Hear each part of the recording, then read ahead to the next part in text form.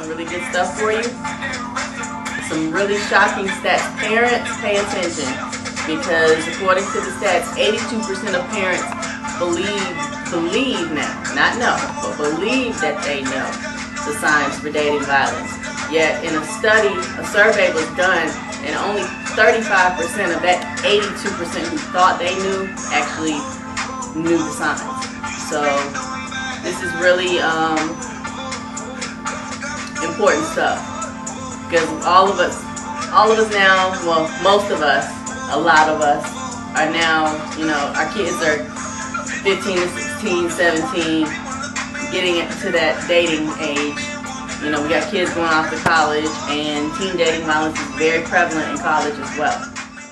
Just wanted to say hello and just ask everybody to tune in and get ready for the Teen Scene segment on teen dating violence.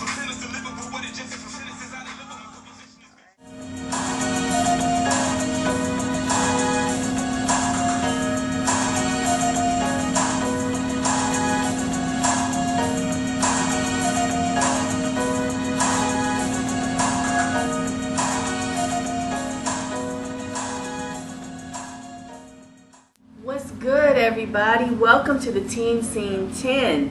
This is Miss D, and in this series we're dealing with teen dating violence. That's right, teen dating violence. Of course, this is a part of our series on bullying. Let me just go over one more time the definition of bullying. What is bullying? Bullying is unwanted, aggressive, repetitive behavior that involves a real or perceived power imbalance. It is when a person intentionally inflicts injury or discomfort upon another person through physical contact, words, or in other ways. It is characterized by an individual behaving in a certain way to gain power over another. And bullying happens in all different forms, and that's what we're here to talk about. Specifically, I really want to get into a topic that I need the parents to tune in for this one, because you need to recognize the signs that your kids are experiencing teen dating violence. Statistics show that 82% of parents felt confident that they could recognize the signs of teen dating violence, but when surveyed, only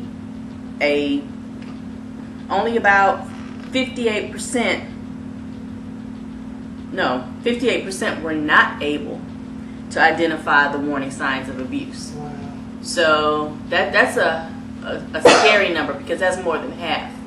More than half of the parents who thought that they knew didn't know.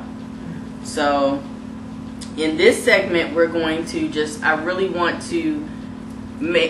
want to bring some statistics to your attention so that both teens and parents alike are in the know and understand how serious this thing is. 1 in 5 high school students have been purposely hit, slapped, or physically hurt by a boyfriend or a girlfriend. That is a huge number. When I first researched this information this past spring, the statistics were 1 in 10. I pulled the statistics again yesterday, and I actually posted them on my Teen Scene 10 page, and it's 1 in 5. So that just lets you know that this is a very serious matter. Nearly 1.5 million high school students nationwide have experienced physical abuse from a dating partner in a year's time. Let's see. Girls and young women between the ages of 16 and 24 experience the highest rate of intimate partner violence. That's almost triple the national average. Violent behavior often begins between the ages of 12 and 18, and that number, that age, that 12 and 18, that's really alarming to me, because as we talked about in the human trafficking segment, that a lot of times those young ladies see their trafficker as their boyfriend, and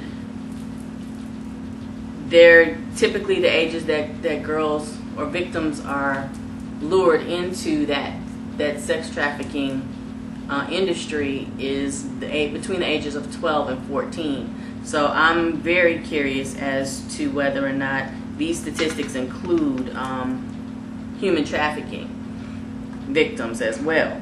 But violent behavior often begins between ages 12 and 18 according to these statistics. Let's get into another form of dating violence. First of all, let's just define it. Dating violence is not just physical, it is emotional. It's also verbal abuse from a partner.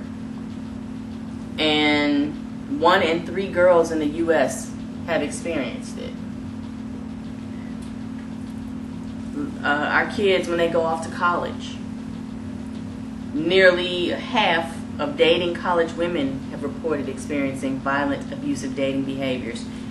And 1 in 3, that's about 36%, have experienced, have had to give their partner their computer, email, or social network passwords. And these students are more likely to experience digital dating abuse. So there's a term for you, digital dating abuse.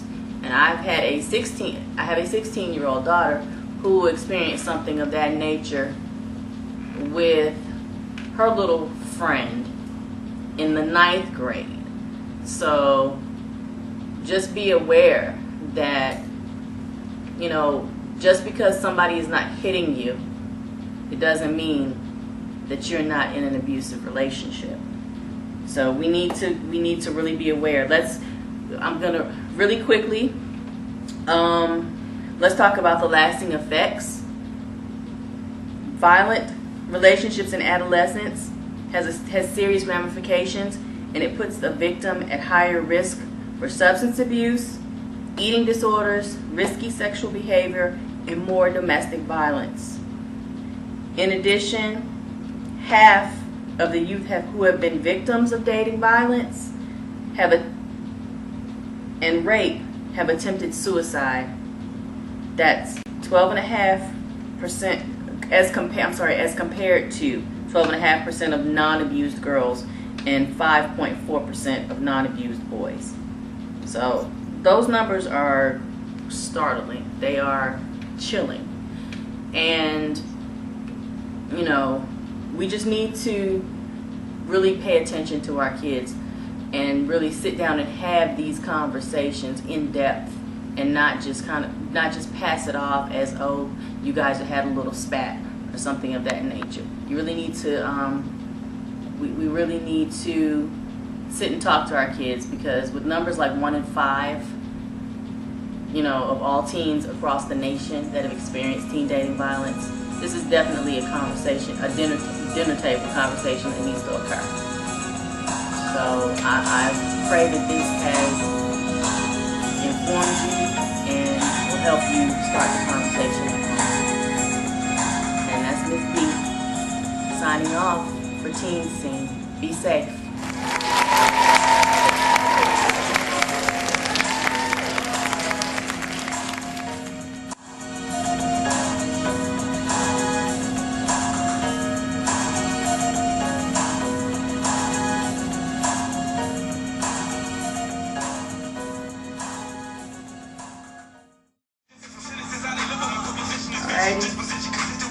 So I'm getting ready to actually tape. So I'm gonna say goodnight. Bye.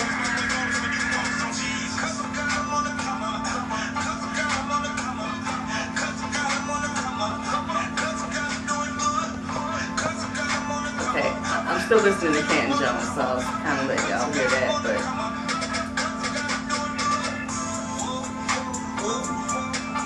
Alright, signing off now. See you later. See you on YouTube.